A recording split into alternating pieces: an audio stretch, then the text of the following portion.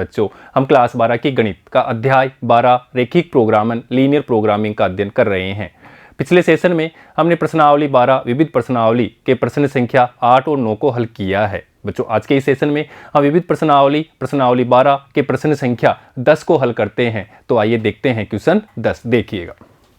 और आज ये प्रश्नावली अपनी रेखिक प्रोग्रामन खत्म हो जाएगी। ठीक है बच्चों, जिसके हर पहलू को हमने अच्छी तरह से पढ़ लिया है।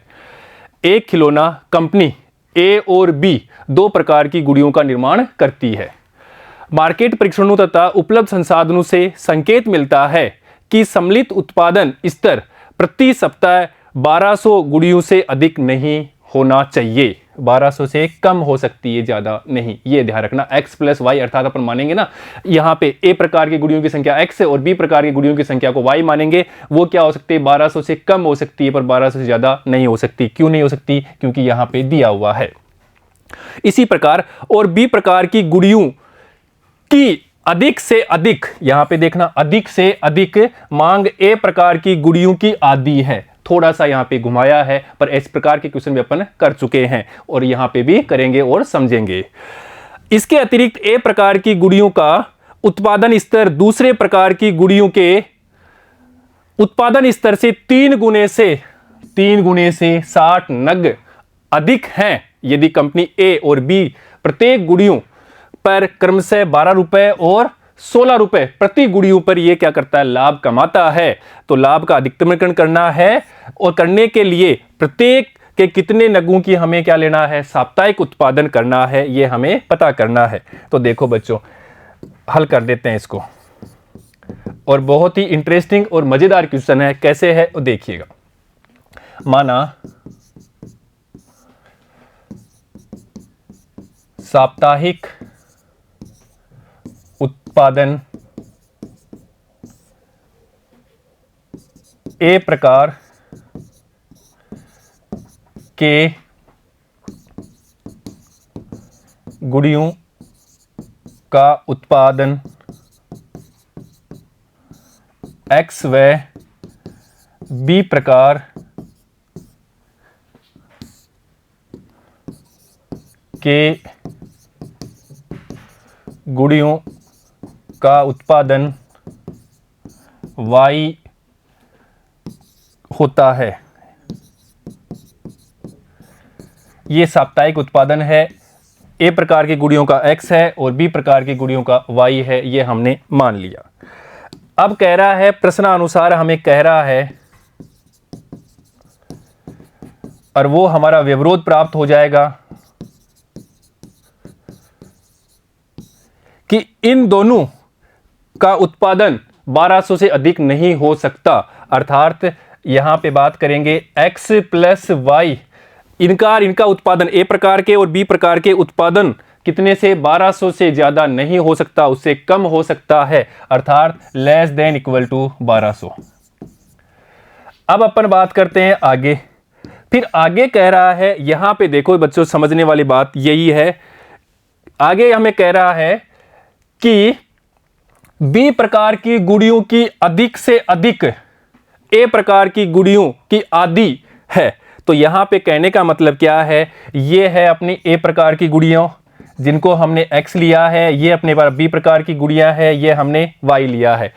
तो बी प्रकार की गुड़ियों, ये बी प्रकार की गुड़ियों की अधिक से अधिक अर्थात कम हो सकती है, अधिक से तो कम, और ए प्रकार की गुड़ियों की आदि है, अर्थात इसकी आदि है और ये कम से कम है। अधिक से अधिक बोला है, इसलिए इसे अधिक से कम हो सकता है। देखो, इसको ऐसे भी समझ लो कि बी प्रकार की गुड़ियां, तो ये अपनी बी प्रकार की गुड़ियां है, ये अपनी ए प्रकार की गुड़ियां है। तो बी प्रकार की गुड़ियां क्या कह रहा है? ए प्रकार की गुड़ियां की आदि है। अर्थात यहां पे 10 होता तो यहां पे क्या होता? 5 होता। तो ए प्रकार की जो गुड़ियां है उनकी आदि है बी प्रकार की, और हमें इनको बराबर करना है। अगर बराबर कब कर सकते हैं? या तो 2 से मल्टीप्लाई करें या 2 का यहां भाग दें।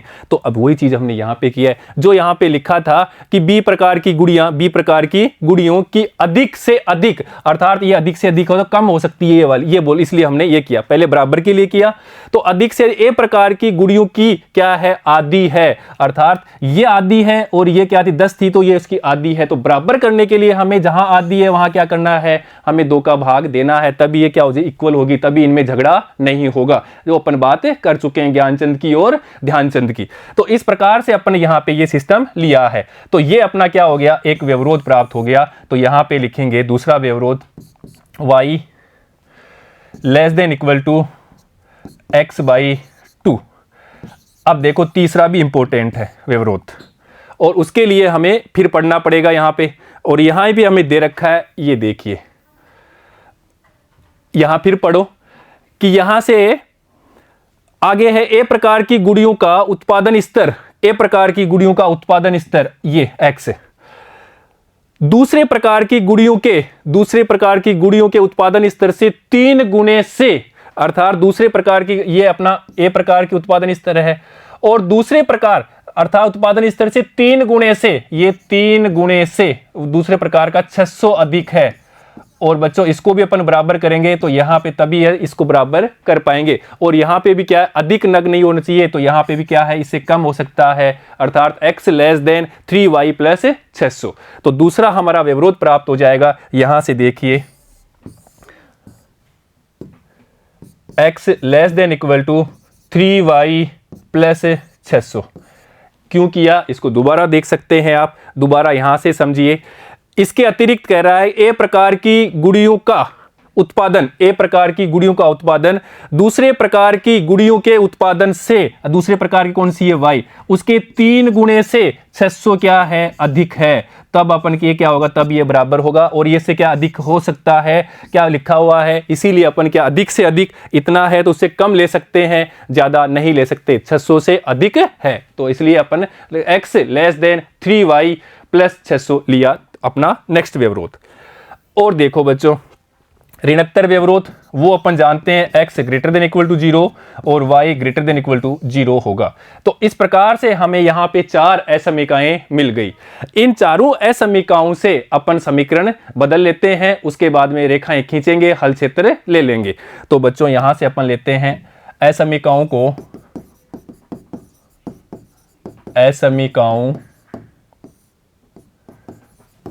को समीकरण में बदलने पर, तो यहां बात करते हैं पहले व्यवरोध से, और पहला व्यवरोध है अपने पास में x plus Y less than equal to 1200, समीकरण में बदलाएंगे तो यहां पे हो जाएगा x प्लस वाई बराबर 1200। और बच्चों यहीं अपन x और y के मान लेंगे ताकि निर्देशांक मिल जाएंगे, रेखा खींच लेंगे, x 0 रखा तो 1200, अब y 0 रखेंगे तो x 1200। अब अपन दूसरे असमीका से लेते हैं, दूसरे व्यवरोध से, और दूसरा व्यवरोध यहां पर है, और इसको अपन लिखते हैं, देखो y less than equal to x/2, या इसको अपन लिख सकते हैं 2y less than equal to x। देखो और भी इसको लिख सकते हैं अपन, देखिएगा x minus 2y greater than equal to 0, हमने इसको ले लिया तो ये बड़ा हो जाएगा, तो x minus 2y greater than equal to 0, इसको ऐसे भी लिख सकते हैं। और यहां से अपन लिख सकते हैं समीकरण के रूप में तो x बराबर 2y, और यहीं से अपन निर्देशांक ले लेते हैं x और y के मान x y। तो देखो यहां पे अपन x बराबर 0 तो ये 0 ही आएगा, y बराबर 1 तो x 2, y बराबर 2 तो x 4। अब लेते हैं तीसरे व्यवरोध से, और तीसरा व्यवरोध हमारे पास में है x less than equal to 3y plus 600। ये देखिए less than equal to 3y plus 600, वही हमने लिखा है। या इसको भी अपन लिख सकते हैं इस प्रकार से, देखिए इसको भी अपन लिखें तो x minus 3y less than equal to 600, इसको समीकरण में बदलेंगे तो x माइनस 3y बराबर 600। और यहां अपन निर्देशांक ले लेते हैं, ये अपन यहां से निर्देशांक ले लेंगे ताकि रेखा खींच लेंगे, ये x ये y। x अब अपन क्या करते हैं, x बराबर 0 रख लेते हैं, तो यहां पे y का मान अपने पास प्राप्त होगा माइनस 200। अब अपन बात कर लेते हैं, देखो यहां से यदि y बराबर 0 रखें तो x 600, इसी प्रकार से यदि y बराबर अपन 1 रखते हैं तो x होगा 603। तो इस प्रकार अपन तीनों असमीकाओं को हमने समीकरण में चेंज कर लिया। अब अपन बात करते हैं आगे, देखिएगा। अब देखो, ऋणात्तर व्यवरोध भी x greater than equal to 0 और y greater than equal to 0, अर्थात x बराबर 0 और y बराबर 0। अब इनकी सहायता से अपन रेखाएं खींचते हैं ग्राफ के ऊपर। तो रेखाएं खींचने पर,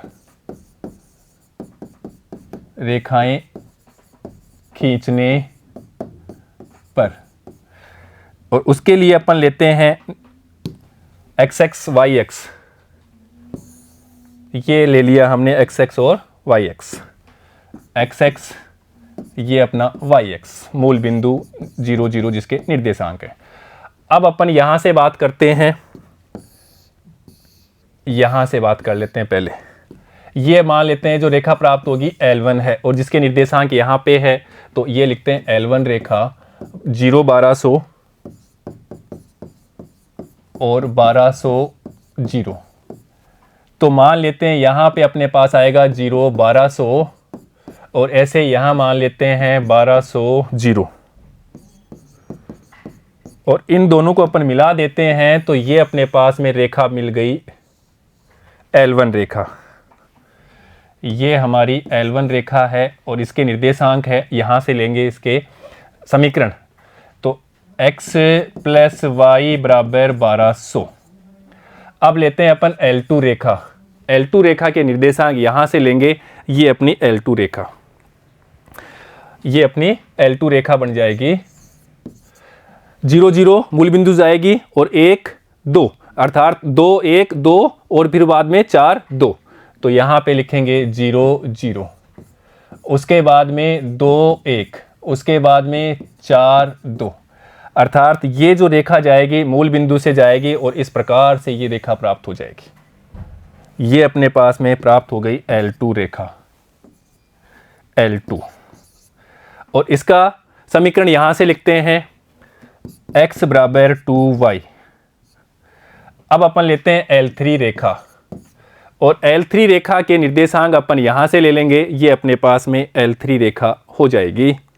ये अपनी L3 रेखा, अर्थात 0 -2 0, यहाँ पे 600 0, तो यहाँ पे लिख लेते हैं 0, तो यहाँ पे आएगा -200, या अपन लिखेंगे, देखिए 600 पे 0, या लिखेंगे अपन यहाँ से 603 पे 1।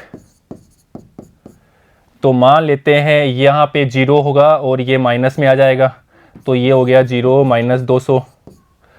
इसी प्रकार यहाँ पे अपन मान लेते हैं 600 0 आएगा, तो यहाँ पे मान लेते हैं ये 600 0 इधर आ जाएगा, 600 और 0।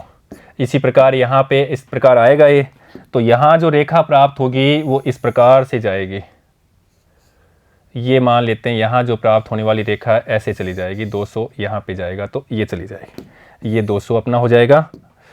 तो और ये 600, ये हो गया अपना 600 0। इस प्रकार से ये रेखा चली जाएगी, ये होगी L3 रेखा। और इसका समीकरण अपन लिख लेते हैं। L3 रेखा का समीकरण यहाँ से लिखेंगे x - 3y बराबर 600। तो x - 3y बराबर 600। अब देखो हमें यहाँ के निर्देशांक चाहिए, यहाँ के भी निर्देशांक चाहिए। तो पहले अपन यहाँ के निर्देशांक देख लेते हैं। यहाँ पे क्या है, एक रेखा तो ये है x प्लस वाई बराबर 1200, ये वाली, और एक रेखा ये है x बराबर 2y। तो यहाँ की जगह अपन 2y रख देंगे, तो 3y बराबर 1200, तो y बराबर 400 हो गया। तो y बराबर 400 अपन यहाँ पे रखेंगे, तो x बराबर 800 प्राप्त हो गया, अर्थात यहाँ पे हो गया निर्देशांक 800 और 400।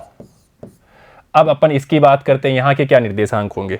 यहाँ के निर्देशांक के लिए देखते हैं अपन कौन कौन सी रेखाएं हैं। तो एक रेखा तो ये है, तो x - 3y बराबर 600, और दूसरी ये है x प्लस वाई बराबर 1200।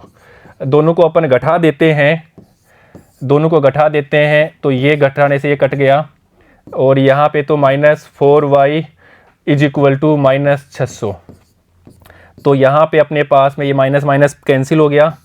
तो देखिएगा y बराबर यहाँ से अपने पास प्राप्त होगा 1, फिर 20, तो ये 5 और ये 0, क्या हो गया 150।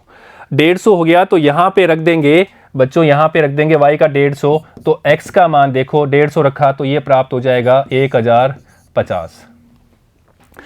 तो इस जगह के निर्देशांक हमारे पास प्राप्त हो गए 1050 और 150। इस जगह के निर्देशांक 1050 और 150। अब लेते हैं हल क्षेत्र, तभी तो हम उभयनिष्ठ बिंदु लेंगे, अर्थात उभयनिष्ठ क्षेत्र आएगा, सुसंगत क्षेत्र आएगा, उसके कोणीय बिंदु लेंगे। और उसके लिए अपन असमीका देखते हैं, ये अपने पास में असमीकाएं हैं और यहां से अपन लेंगे हल क्षेत्र। हल क्षेत्र, हल क्षेत्र के लिए यहां पे देखो, पहली बार यहां पे रखेंगे 0 0 0 लेस देन 1200। ये बात क्या है, सत्य है। सत्य होने पे इसका हल क्षेत्र इस रेखा पे और रेखा से नीचे मूल बिंदु की तरफ। तो पहले अपन यहाँ पे इसका हल क्षेत्र ढूंढ लेते हैं, ये इस रेखा पे और ये रेखा के मूल बिंदु की तरफ, ये रेखा पे भी होगा और मूल बिंदु की तरफ होगा। अभी अपन L2 रेखा का हल क्षेत्र देखते हैं और L2 रेखा अपने पास में यहाँ रही, तो यहाँ पे बच्चों अपन क्या करते हैं, 0 0 रखने से कोई फायदा नहीं है, तो अपन क्या करते हैं ग्राफ में ही देखते हैं। तो बच्चों यहाँ पे अपने पास में इस ग्राफ में ही यहाँ पे देखते हैं ये L2 रेखा। और L2 रेखा का हल क्षेत्र के लिए मान लेते हैं यहाँ पे कोई बिंदु ले लेते हैं। पहले अपन मान लेते हैं कि इस जगह पे कोई बिंदु लेके देखते हैं। यहाँ पे कोई बिंदु होगा तो यहाँ पे y x क्या होगा 0, y मान लेते हैं 200 है, तो ये 0 और 200 अपन ले लेते हैं, यहाँ पे सोच के चलते हैं 0 और 200। तो बच्चों इस जगह पे अपन रखेंगे 0 और 200, ये 0 माइनस ये 0 माइनस 200 के रखा तो 400, ये बड़ा होता है 0 से, ये बात क्या है असत्य। असत्य होने पे इसका हल क्षेत्र इधर तो नहीं होगा, अर्थात इसका हल क्षेत्र कहाँ होगा, इसका हल क्षेत्र इस रेखा पे होगा और इस रेखा से नीचे होगा। या यहाँ पे भी कोई बिंदु लेके चलते हैं, मान लिया यहाँ पे ले लिया हमने 200 और 0, और यहाँ पे रखते हैं 200 और 0, तो 200 0 से बड़ा होता है, ये बात क्या है सत्य। तो इसलिए इसका हल क्षेत्र इसका इधर होगा, इसका हल क्षेत्र इधर। अब बात करते हैं अपन L3 रेखा की, ये अपने पास में L3 रेखा है और इसका हल क्षेत्र के लिए अपन बात करेंगे यहाँ पे। तो यहाँ पे अपन 0 0 रख के देख लेते हैं, तो 0 लेस देन इक्वल टू 600, ये बात क्या है सत्य, अर्थात इसका हल क्षेत्र कहाँ होगा, रेखा पे और रेखा से मूल बिंदु की तरफ। तो ये रही अपनी L3, तो ये रेखा हो गई इस रेखा पे और मूल बिंदु कहाँ इधर, अर्थात ये ऊपर, ये रेखा पे और ये मूल बिंदु की तरफ। अब यहाँ पे अपने पास बच गया x greater than equal to 0 और y greater than equal to 0। इनका हल क्षेत्र अब आप अच्छी तरह जान चुके हैं। x greater than equal to 0 का ये y x पे होगा और इसके दाईं तरफ, y greater than equal to 0 का x x पे होगा और उसके ऊपर होगा। तो यहाँ से हमें देखने से पता लग रहा है उभयनिष्ठ क्षेत्र। तो बच्चों देखिए उभयनिष्ठ क्षेत्र इस इलाके में आएगा, ये अपना उभयनिष्ठ क्षेत्र में आएगा, यहां से अपना ये उभयनिष्ठ क्षेत्र। और उभयनिष्ठ क्षेत्र भी कैसा है, परिबद्ध है, इसलिए अपन क्या लेते हैं कोणीय बिंदु पे इनके मान लेंगे। और कोणीय बिंदु कहाँ है, कोणीय बिंदु यहाँ पे है, ये मूल बिंदु 0 0, यहाँ पे a ले लेंगे, इसके निर्देशांक अपने पास प्राप्त होंगे 600 0, यहाँ पे हमने निकाल लिया 1050 150, यहाँ के निर्देशांक 800 400 और यहीं पे फिर आ गया मूल बिंदु। तो इस प्रकार अपन कोणीय बिंदु पे इनके मान ले लेते हैं। तो बच्चों देखते हैं कोणीय बिंदु पे मान, ये कोणीय बिंदु और कोणीय बिंदु पे हमें लेना है z के मान। और z क्या है, उद्देश्य फलन, वो हमने अभी निकाला नहीं, उसके लिए अपन क्वेश्चन को देखते हैं। देखिए ये अपना क्वेश्चन है यहाँ पे, अर्थात अपन क्वेश्चन को पढ़ते हैं तो हमें पता लग रहा है उद्देश्य फलन का। देखिए कि गुड़िया को बेचने पे लाभ आ रहा है, यहाँ पे देखो, यहाँ पे अपने पास लाभ कितने का हो रहा है, एक गुड़िया पे 12 रुपए का, और दूसरी वाली बी प्रकार की गुड़िया पे 16 रुपए का। तो ये एक एक पे है, हमने कितना लिया x और y, ए प्रकार के x और बी प्रकार के y, तो 12x 16y, और वही हमारा क्या होगा, उद्देश्य फलन होगा। अर्थात अपन बात करते हैं यहां से उद्देश्य फलन की, ये उद्देश्य फलन, उद्देश्य फलन z बराबर 12x प्लस 16y, ये अपना उद्देश्य फलन होगा। क्यों होगा, क्योंकि ए प्रकार की गुड़िया एक बेचने पे लाभ होता है 12 रुपए का, इसी प्रकार बी प्रकार की गुड़िया को एक को बेचने पे 16 रुपए का लाभ होता है। और हमने ए प्रकार की गुड़िया एक्स मानी है, बी प्रकार की गुड़िया हमने वाई मानी है, इसलिए एक पे 12 का है तो एक्स पे 12 एक्स, और इसी प्रकार बी प्रकार की गुड़िया पे एक पे 16 रुपए का तो हमने वाई मानी है, तो क्या हो जाएगा 16 वाई, और दोनों का टोटल वो क्या हो जाएगा यहाँ पे कुल लाभ हो जाएगा। और इसी का हमें अधिकतमीकरण और न्यूनतमीकरण करना है, तो इसलिए अपन यहाँ पे लेते हैं 12x प्लस 16y। अब कोणीय बिंदु लेते हैं, पहला मूल बिंदु 0 0, और 0 0 पे तो ये 0 ही देगा। अब दूसरा कोणीय बिंदु लेते हैं a, और दूसरा कोणीय बिंदु अपन a है 600x 600 और y 0, तो यहाँ पे अपन देते हैं z बराबर 12 इंटू 600 बराबर, यहाँ पे देखो 0 0 और 6 दूनी 12 और 1 6 1 7, ये देगा 7200 z का मान। अब लेते हैं b बिंदु, और इसके निर्देशांक यहाँ से लेंगे, b के निर्देशांक ये b 1000 50 और 150, तो यहाँ लिखेंगे 1000 50 और 150, और यहाँ z देगा 12 इंटू 1000 50 प्लस 16 इंटू यहाँ पे देगा अपना 150। ठीक है बच्चों, और इसको अपन सोल्व करते हैं तो अपने पास देखो प्राप्त हो जाएगा ये 0, और यहाँ पे 12 पंजे 60, 60 का 0, फिर ये हो जाएगा 6, और यहाँ पे अपने पास में 60 और 12 एकम 12। इसी प्रकार से यहाँ पे देखो, यहाँ से अपन करेंगे तो 15 छिग्गे 90, तो ये तो 0, 15 छिग्गे 90 का 0 9। अब बात करते हैं 15 एकम 15, और 15 और 9 तो अपने पास प्राप्त हो जाएगा 24, तो यहाँ लिखेंगे 24, और इसको जोड़ेंगे 0 0 0, ये 5 और ये 1, तो यहाँ पे अपने पास हो जाएगा 15,000, तो यहाँ पे z बराबर 15,000 मिल गया। अब बात करते हैं चौथा कोणीय बिंदु C, और जिसके निर्देशांक अपने पास हैं 800 और 400, x 800 और y 400, और यहाँ पे अपन देखते हैं z के मान, अर्थात z बराबर 12 इंटू 800 प्लस 16 इंटू 400, अर्थात z बराबर यहाँ पे अपने पास प्राप्त हो जाएगा, देखो कितना प्राप्त हो जाएगा, यहाँ से अपन करेंगे तो 12 अंटे 96, तो 9600 प्लस 16 चौकू 64, तो ये 6400, तो z बराबर यहाँ अपने पास हो जाएगा 16,000, और यहाँ पर प्राप्त हुआ 15,000, और यहाँ पे प्राप्त हुआ 7,200। अब हमें अधिकतमीकरण देखना है, अधिकतम कौन सा मान है, तो बच्चों अधिकतम तो ये है,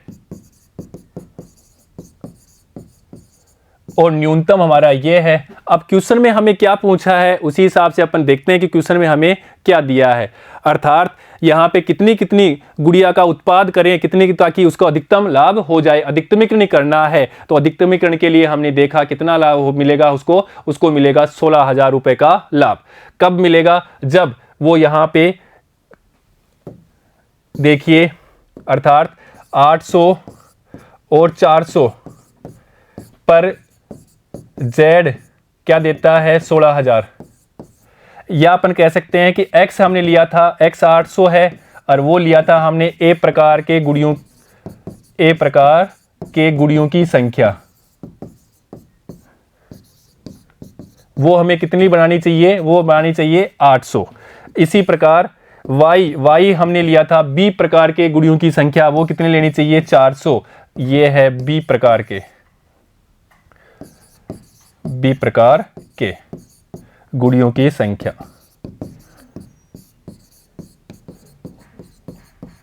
अगर सप्ताह में इतनी इतनी गुड़ियों का उत्पाद करता है तो उसको इतना रुपए का अधिकतम लाभ प्राप्त होता है। तो इस प्रकार से हम इस क्वेश्चन को सोल्व कर लेते हैं। तो बच्चों, ये व्यवहारिक क्वेश्चन होते हैं, जीवन में काम आने वाले होते हैं। दैनिक जीवन में हमें किस प्रकार से लाभ लेना है, किस प्रकार से हमें प्लानिंग करनी है, योजना करनी है, इसके लिए हमें रेखिक प्रोग्रामिंग अध्ययन किया है। तो बच्चों, आज हमने इस रेखिक प्रोग्रामिंग अर्थात अध्याय 12 को संपूर्ण रूप से अध्ययन कर लिया है। अर्थात हमने इसके हर प्रत्येक पहलू को अच्छी तरह से देखा है। देखिए बच्चों,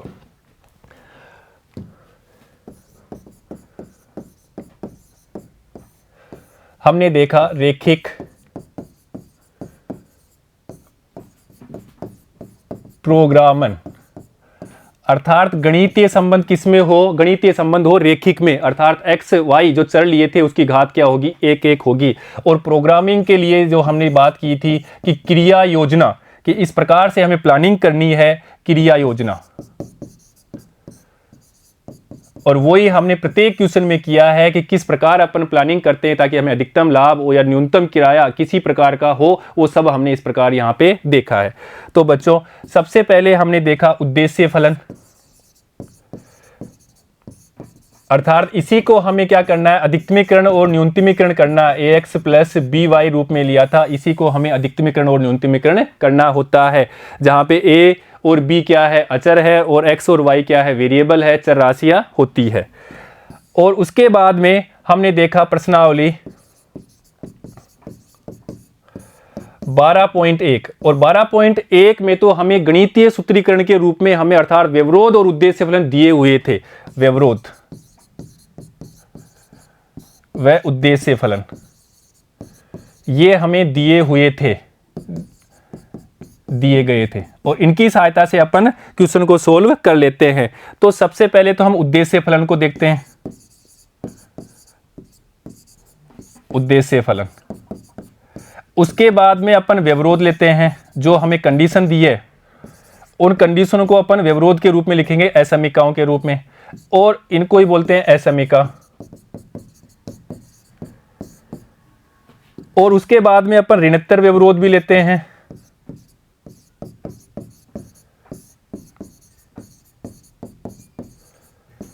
और अपन क्या करते हैं फिर समीकरण में चेंज करते हैं। समीकरण में बदलने के बाद में हम क्या करते हैं, उसके निर्देशांक लेते हैं, समीकरण के निर्देशांक के बाद में अपन ग्राफ के ऊपर रेखा खींचते हैं,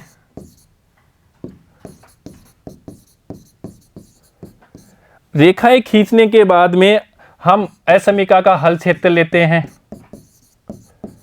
असमीका का,